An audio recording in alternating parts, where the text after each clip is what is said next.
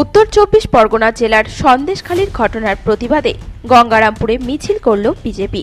উত্তর ২৪ পরগনা জেলার বসিরহাট মহকুমার সন্দেশখালীতে তৃণমূল নেতা শাহজাহান শেখের বাড়িতেই ইডি অফিসারেরা অভিযান করতে গেলে গোলমালের সৃষ্টি হয় এবং এরপর কয়েকজন ইডি অফিসারের মাথা ফেটে যায়।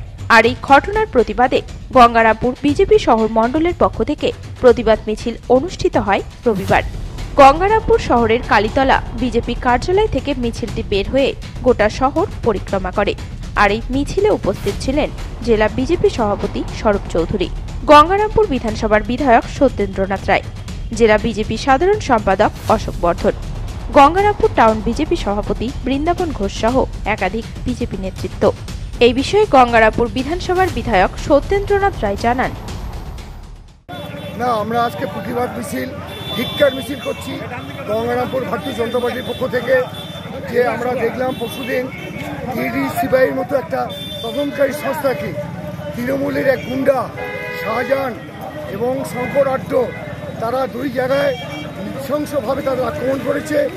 অনেক ইডির অফিসার, অনেক সিবিআইয়ের অফিসার তারা হাসপাতালে এখন পর্যন্ত চিকিৎসাধীন। এটা অত্যন্ত দুর্ভাগ্যজনক ঘটনা।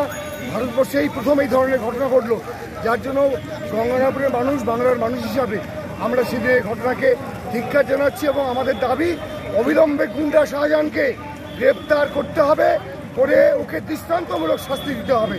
আমরা এর জন্যই আজকে প্রতিবাদ এবং ধিক্কার মিছিল গঙ্গারামপুরে করছি। গঙ্গারামপুর থেকে বিশেষ প্রতিবেদন, নিউজ টুডে।